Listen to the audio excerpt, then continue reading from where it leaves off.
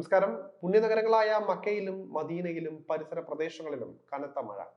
Jeddah നഗരത്തിലും ഗവർണറേറ്റിന്റെ മറ്റ് പ്രദേശങ്ങളിലും തിങ്കളാഴ്ച കനത്ത മഴ പെയ്യുകയായിരുന്നു. അത് വരും മണിക്കൂറുകളിലും തുടരുമെന്നാണ് അറിയാൻ കഴിയുന്നത്. ശക്തമായി പെയ്ത മഴയെ തുടർന്ന് മക്ക, ജിദ്ദ, മദീന നഗരങ്ങളിലെ ഹൈവേകളിലും തെരുവുകളിലും വലിയ തോതിൽ വെള്ളം കയറുകയുണ്ടായി. പലയിടങ്ങളിലും ഗതാഗതം തടസ്സപ്പെട്ടു. നിരവധി റോഡുകളും മഴവെള്ളത്താൽ നിറയുകയായിരുന്നു.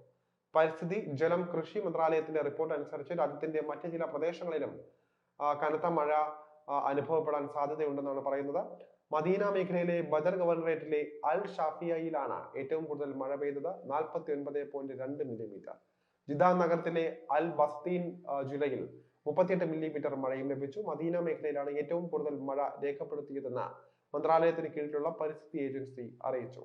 മദീനയിലെ സെൻട്രൽ ഹറം ഏരിയയിൽ 36.1 മില്ലിമീറ്ററും ബദറിലെ അൽ മസ്ജിദിൽ 33.6 മില്ലിമീറ്ററും ഖുബ മസ്ജിദിൽ 28.4 മില്ലിമീറ്ററും സുൽത്താന റീജിയനിൽ 26.8 മില്ലിമീറ്ററും അൽ സുവൈദ്രിയയിലും ബദറിലും 23.0 മില്ലിമീറ്ററും ആണ് മഴ രേഖപ്പെടുത്തിയത്.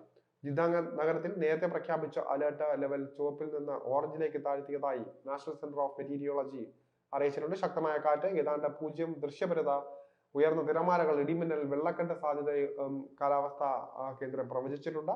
പല പ്രദേശങ്ങളിലും മഴ തുടരുമെന്നും കേന്ദ്രം സ്ഥിരീകരിച്ചിട്ടുണ്ട്. തങ്ങളുടെ സുരക്ഷ ഉറപ്പാക്കുന്നതിനായി അധികൃതർ നൽകുന്ന ഉപദേശങ്ങളും മുന്നറിയിപ്പുകളും കൃത്യമായി പാലിക്കാൻ പൊതുജനങ്ങളോട് ആഹ്വാനം ചെയ്തിട്ടുണ്ട്.